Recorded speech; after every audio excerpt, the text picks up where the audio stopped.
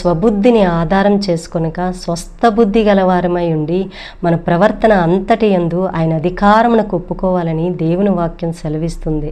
అవునండి, సామెతలు 3:5-6 వచనాలు మనం గమనిస్తే, నీ స్వబుద్ధిని ఆధారం చేసుకొనక నీ పూర్ణ హృదయంతో యెహోవా యందు నమ్మిక ఉంచుము, నీ ప్రవర్తన అంతటి యందు ఆయన అధికారమునకు ఒప్పుకొనుము, అప్పుడు ఆయన నీ మార్గములను సరాలము చేయును.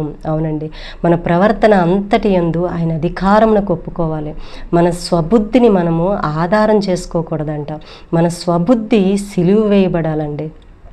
మన బుద్ధి, మన జ్ఞానము, మన బలము ఎప్పుడైతే సిలువ వేయబడతాయో అప్పుడే దేవుడు మన జీవితాల్లో ఆయన మనకు తోడుగా ఉండి మన మార్గాలను సరళపరుస్తారు. అవునండి, మన బుద్ధి, మన జ్ఞానము సిలువ వేయబడి, ప్రభువా ఇక జీవించుచున్నది నేను కాదయ్యా, నాలో మీరుండి నన్ను జీవింపచేయండి అని మనం సంపూర్ణంగా ఆయనకి మన ప్రవర్తన అంతటిపైన ఆయన అధికారమునకు ఒప్పుకోవాలి. అవునండి, మనం పరిశుద్ధ గ్రంథంలో సౌలును, ఇశ్రాయేలు రాజు అయిన సౌలును జ్ఞాపకం చేసుకుంటే, సౌలు తన స్వబుద్ధిని ఆధారం చేసుకొని పతనమైపోయాడు. దావీదు తన ప్రవర్తన సమస్త విషయంలోనూ, తన ప్రవర్తనలోనూ సుబుద్ధి కలిగి ప్రవర్తించాడు గనక దేవుడు అతనికి తోడై ఉన్నాడంట. తోడై ఉండి నడిపించినట్లు దేవుని వాక్యం సెలవిస్తుంది. 1 సమూయేలు 18:14-15 వచనాలు మీరు గమనిస్తే, అక్కడ సౌలంట దావీదు సుబుద్ధి కలిగి ప్రవర్తించుట చూచి బహుభయపడ్డాడంట.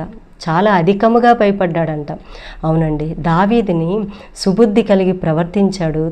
తన జ్ఞానాన్ని, బలాన్ని సిలువ వేసుకొని దేవునిపైన సంపూర్ణంగా ఆధారపడ్డాడు గనక దావీదు అంతకంతకి వర్ధిల్లాడంట.